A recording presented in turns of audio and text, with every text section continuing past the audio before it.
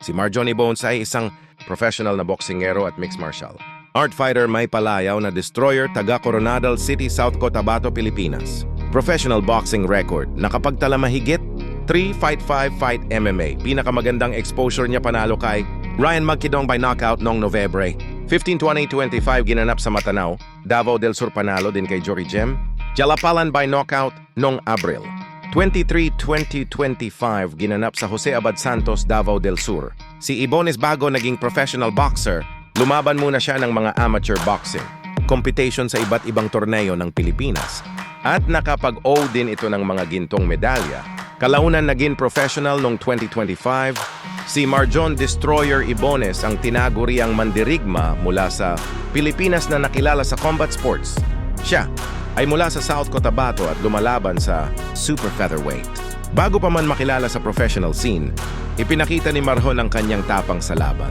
Noong June 12, 2022 sa MMA, ginawa niya ang kanyang professional MMA debut laban kay Ramildo Hailungsod sa UGB 40 sa Davao. Nanalo siya sa pamamagitan ng TKO dahil sa mga suntok sa round 2. Nagpatuloy ang kanyang momentum noong August 28, 2022 nang harapin niya si LJ Ambayek sa Davao Urban Fighting Championship Fight, Night 19. Tinapos ni Marjon ang laban sa KO sa unang round na nagdagdag sa kanyang winning record.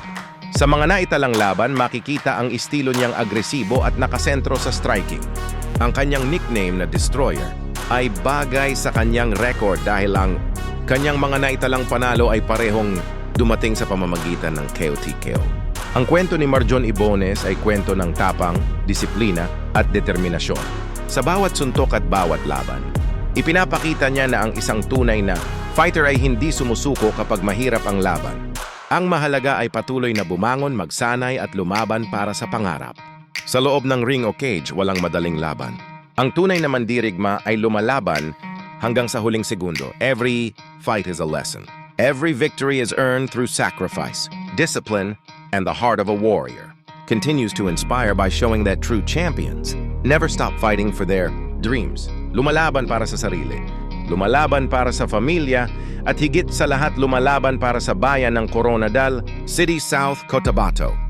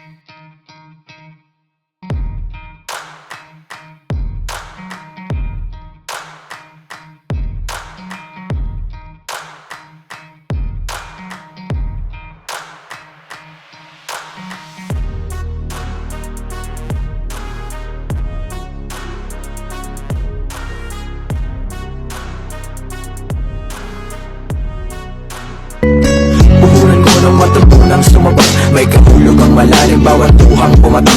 Marami mang palpak na desisyon, tuloy pa rin sa aking misyon, nilay sa utak tumatak. Puhunan ko nang matutunang sumabak, may kahulog ang malalim, bawat tuhang pumatak. Marami mang palpak na desisyon, tuloy pa rin sa aking misyon.